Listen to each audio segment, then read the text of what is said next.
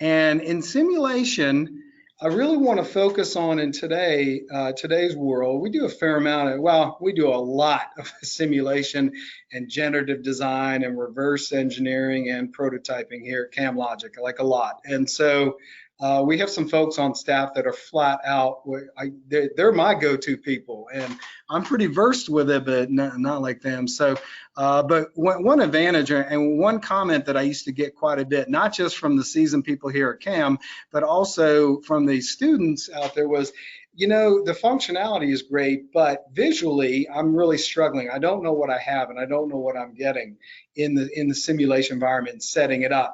I'm not a simulation expert. Well, hey, neither am I. I'm an engineer and a designer by background. So the Edge people took that to heart, and they made some good visual changes. And let me just kind of demonstrate a couple of them for a benefit, and we'll see if something sticks for you. So I'm going to start a new study. And in that new study, I want you to notice something is that we have a new entry called Harmonic Response.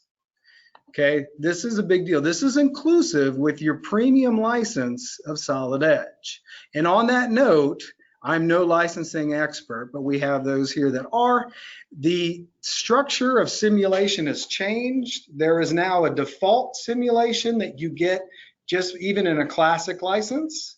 There is a simulation tier that is involved with the premium license, and there is a quote full simulation mode that is an add-on on top. Okay, I have a premium license. I don't have the add-on loaded. I wanted you to see what a premium would get. So if you have questions, or if you're trying to figure out what tier you'll upgrade to in 2020 by default and so forth, please contact your rep here, your account manager, and they can fill you in on that one. So I just briefly touched on it, and if you want more information, it's all right here.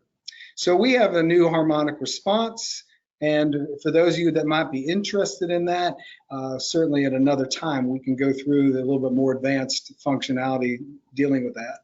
I'm going to set up a quick linear static study, only because I want to ignite some of the other functionality. And I'll pick everything that is shown, and that is what's going to be included in my quick setup process here. So that allows me, now that I've defined the geometry, as I move through the interface, of course it still loads and body loads and thermal loads, and then we get into constraints and connectors and then solving and so forth. Okay? One thing that I'll point out, and I really like this one, is that for instance, what I want to do is apply a force that would be pulling down on that bolt, because of course there's a lever, a tongue mechanism that comes into our groove here. It's going to pull down on the bolt, and we're going to secure the rest of this to resist the pulling and the displacement of our yoke piece here, our bracket. So when I place the force, and again, this is all visual enhancement, and I select the cylinder making up the bolt, then by default, the force comes in axially aligned on that cylinder, right? I don't want that. You know what I want? And I used to have to go pick and say, well, that's actually going to be a different direction. Well, what I do now is simply click and hold, and that turns into, yes, the wheel. Again, need I say it again, everybody? The wheel is your friend. And we simply drop that wheel on a face that represents the direction of that force. Very easy to do. And then we swap the direction. I'm going to pull down at, say, 3,000 newtons, something like that. Okay, so easy enough. And now I've got a force in there, and very, very easy to place, manipulate, and the graphics are really quite good, showing me where that force is. It's uniform on the tangency points of that cylinder. That makes perfect sense. It's coming down on the cylinder as a whole. And then I have a leader to that force as always, and that's going to allow me to come in and make changes to that particular element in the design. As always, though, we also have our simulation pathfinder. Very handy, and it'll track our setup as we go. And then of course you'll notice that the forces are very clear, and each entry is going to show up in our simulation finder as well. Connectors, again, graphically, a big advantage that I feel that's going on here is I'm going to auto connect and I'm going to select all again. I think that is just the best way to go.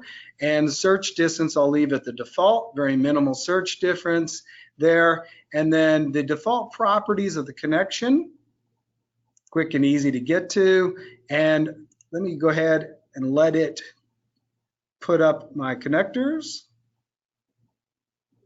It's going to think about that for a minute and come up with the connectors right here, okay? Notice it's got 3. And also we have some new viewing where we can show hide our transparencies and highlight a connection. This is fantastic, right? Especially in some of your larger assemblies when you have a lot of information out there. What we can do is toggle from translucent and back and then show our target. And we can also show the source.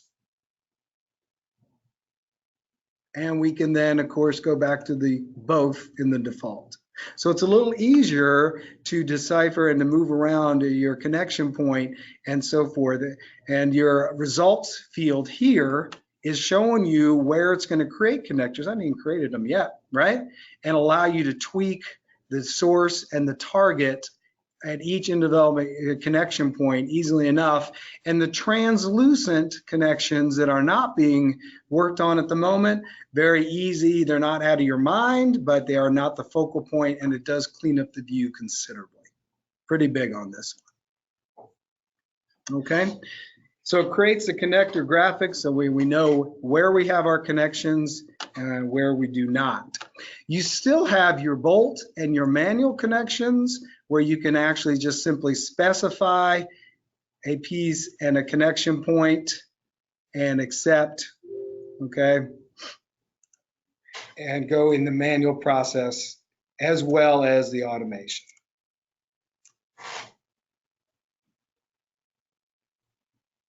Okay, pardon me. If we were to mesh,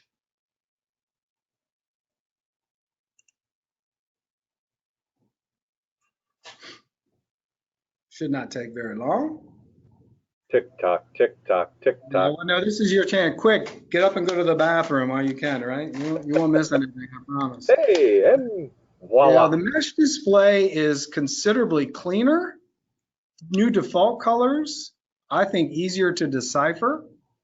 But what is really slick about it is that if you expand and you focus on the mesh in the Pathfinder, where you can actually toggle on and off individual mesh areas or locations by the parts. Very, very handy. So we can focus on the meshing, whether it's too fine, too involved in one area without having to have the full mesh displayed at any given time. So you just simply clear in the check mark, turn those on and off. So again, there's a lot of graphics and display functionality or display enhancements, pardon me, that are going to help your process and in the simulation process, evolution, if you will, setting up your study.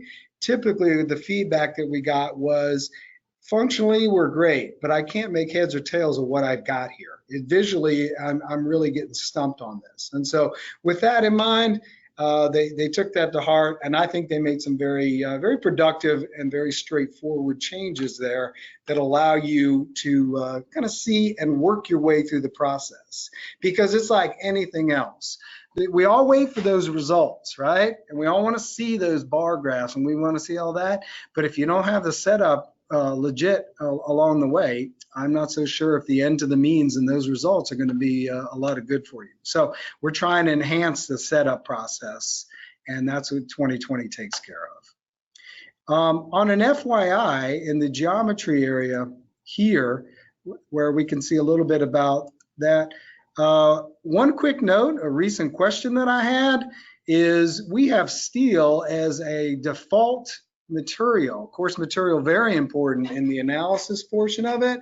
If you simply expand on a component level, you can right click and you can edit that material per component easily enough. And you can say, well, no, I want to override what is on the occurrence, meaning what was assigned to it at the part level, and I can assign any other value that I want here, and that makes it easy. And of course, then you would have to rerun your analysis with the material changed, but nonetheless, it's very easy to do. There is no really advanced prep work in the simulation area. We're applying everything at the assembly level, trying to keep the user focused on the assembly and not have to go back and forth from component to assembly just to get the correct material assignments, as a for instance.